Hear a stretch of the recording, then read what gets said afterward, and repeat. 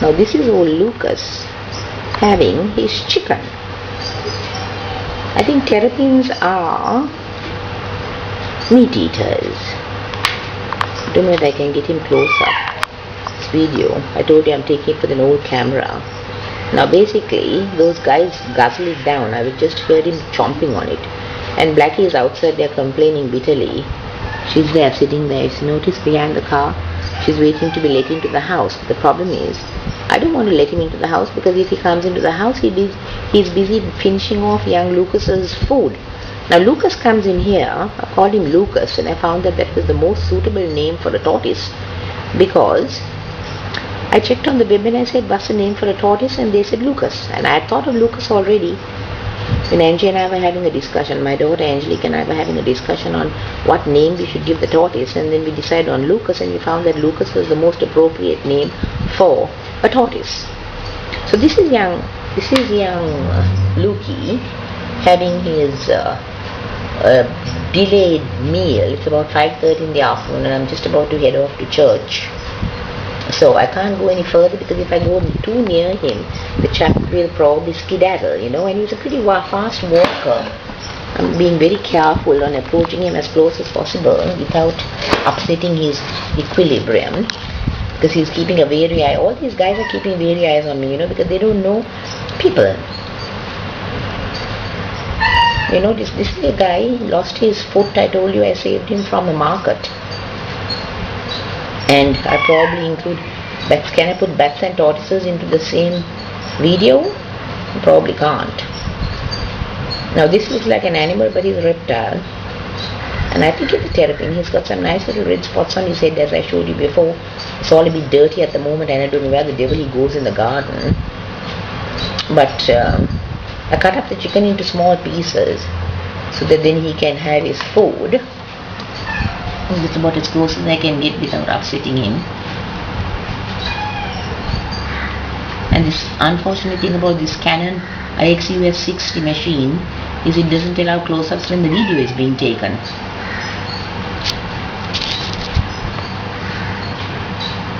Now Lucas has this habit of gravitating towards my feet when I'm seated in my sitting room and giving me a friendly nudge saying, hey, it's meal time.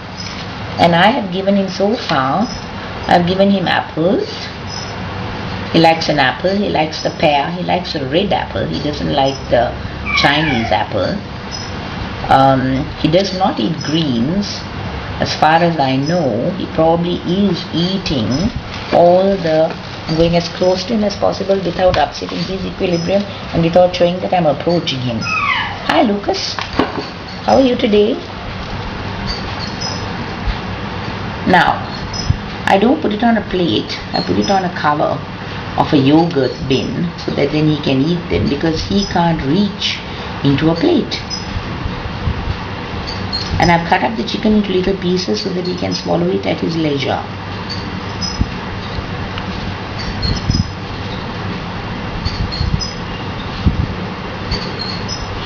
I'll probably have to turn the plate around for him and I will do that shortly. That's boiled chicken. I didn't give him raw chicken. Sometimes I give him fish and sometimes I give him a piece of pear and sometimes I give him he doesn't seem to like bananas unlike the bats.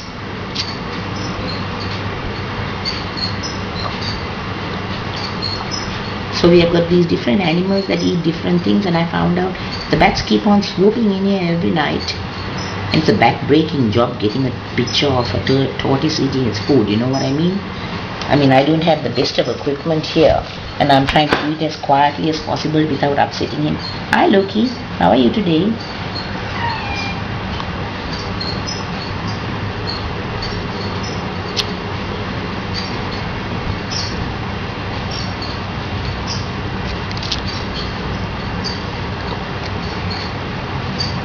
It takes infinite patience to be able to record animals in their own habitats.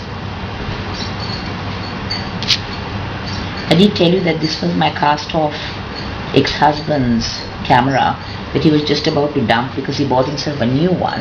And I told him, you give me one, give me your one, so that then I can get him too. Then I can take my photographs with it. And he's done me a yeoman service. By you, amen. Maybe we can turn this round for him so that then you can see. Here you are, Lukey. Within close reach. Now Angelique went and tried to feed. Right, that's for you. I turn the plate round for you, Lukey. Yeah, I turn the plate round. Have some more. Nothing to be afraid of. Yes, Lucas. Yes, my dear. How are you?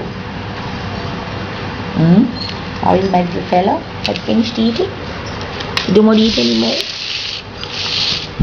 You don't want to eat anymore? You don't want to eat anymore?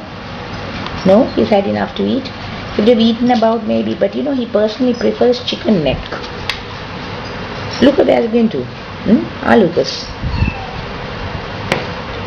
Had enough to eat, child? You notice that little broken stub of leg of his? I found him in the marketplace in Kolpiti, and those guys were trying to sell him off to me for 1,000 rupees. And basically what I did was, I took him home because I had only 600 rupees in my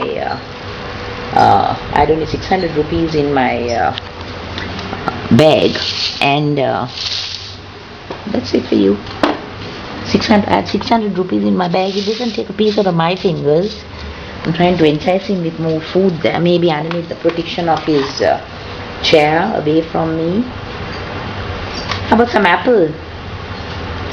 Lucas, I don't know how apple and meat would go with your diet. No, you see what the problem is with these animals, they always go through their food. They don't know any different. But anyway, so what happened was I saved this guy from the marketplace because they were going to probably have him for tortoise soup or terrapin soup. When he came back, I came back home, I found that his leg was bleeding. So I took him to the veterinary surgeon who put some kind of sealant on it. And she told me this animal is a protected animal. I said, well, I just protected him from being eaten as tortoise soup. And she said, good. But she said, you can't keep it. You've got to go and give it to the zoo. And I said, how will this guy last without his one leg? She said, they'll take care of him. And I thought then probably the guy will be taken home. Now what he does is, got it? Oh, I found 2 pieces of broken pot there. That's Lucas. He goes underneath the gas cylinder there. And yesterday the bats came in and they destroyed my flower vase. So now that is young Lucas. Lucas, how are you? So you can see him. I hope you can't. I mean, he's basically just a smudge under the table there. But I saved the guy, brought him home, and he's been here. And the only reason why he stays here is because of the fact that he can't leave. Most star tortoises are wanderers. They buzz off. You leave the gate open, they disappear. And then somebody else picks them up and takes them for good luck. Or they might end up in some marsh. And he goes underneath that table there, you see. They've all got their little hiding places. He's a clean creature too. He doesn't crap in the house. He sort of goes out into the garden via the back door there. And otherwise he stays underneath my gas cylinder. And I never know where he is. Sometimes he disappears for about a month at a time. And I think they go into hibernation. The habits of terrapins and tortoises I wouldn't know, but I mean basically I'm taking care of this little guy and I feel sorry for him. I don't know what to do. Sometimes I feel I should get him company. I got him a second tortoise, which is a star tortoise, and I think she's a female, but I call him Lucas because you can notice the difference between a male and a female tortoise is that the underside of their bodies are caved in, showing a female, and they are caved out, they're showing a male. You see what I mean? Like all good intentations.